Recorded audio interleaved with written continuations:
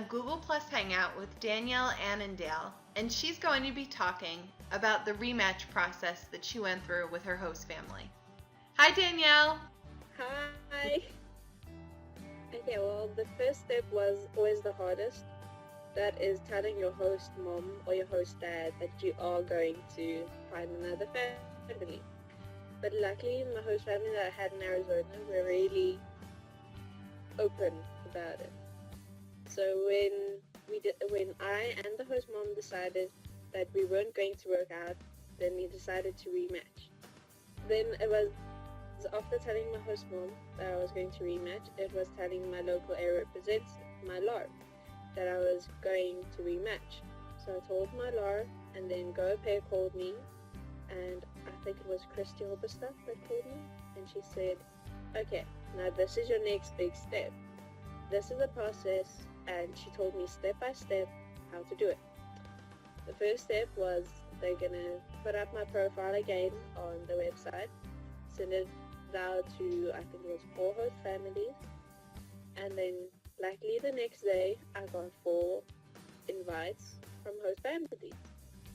And then you start the whole process like you did back home. You call the host families, or they call you, and then they talk to you.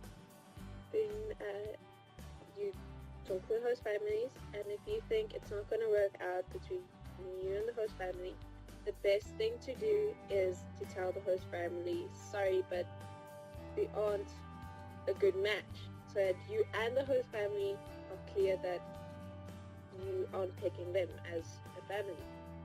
Because most host families find it very rude if you do not reply to their email. So it's always a good thing to let them know, really good match. I know it's hard for most of pairs. It was hard for me too. But it's good to let the family know that we're not meant to match. Then you just keep on looking. Don't give up, look.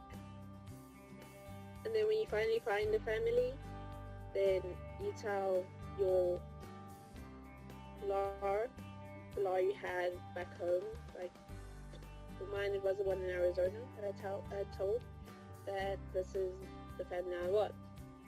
And then she will also tell Go Pair, but you also have to tell Go Pair, and the family will also tell Go Pair.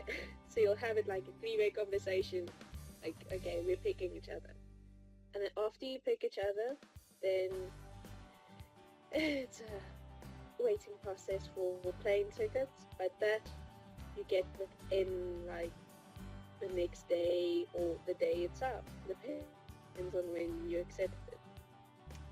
But you have 2 weeks, and in those 2 weeks you have to try and connect with the family. And it's really hard connecting with the family in 2 weeks, but it's important to keep the conversation open with the host family. Like with my host family I have now, when we talked, I was like, okay, does the kids have any questions for me? Because now that you've been like me, or I've been when I rematched, I was in the US for 1 month and 2 weeks, so I kind of knew the whole kids, the kids have to ask you some questions. So always make sure that you have questions for the host family. What kind of questions would you recommend? I would recommend for the kids, questions about what the kids like to do. And for the host mom and dad, it's always important asking, can you cook?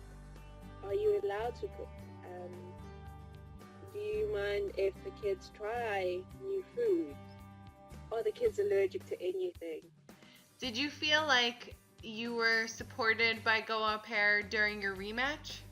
Yes, very much so. I could have called them anytime and just asked them questions or left a voice message, and they would always come back to me. They had no problem with coming back to me or anything. So what made you decide to pick one host family over another? The way the host family talks to you. For me, it's important that the host family treat you when they Skype with you or when they talk to you on the phone or anything, that they join you as the family. They talk to you as not just the nanny, but they want you to be part of their family. Is there any other advice that you can give to au pairs who are considering going into rematch? Yes. Don't wait too long. If you have to be in the US 2 weeks before you can think about rematching. When something gets hard and they are far away from home and they have I call it the baby blues, when they want to go home to mommy and they want to go home where they know everybody and everything, but stick to it.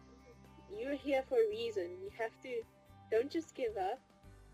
It's fun being an au pair. As soon as that phase of your life is over, that couple of 2 months, after that it's like you can breathe. You're like kind of made friends and you like it in the US. You don't want to go home.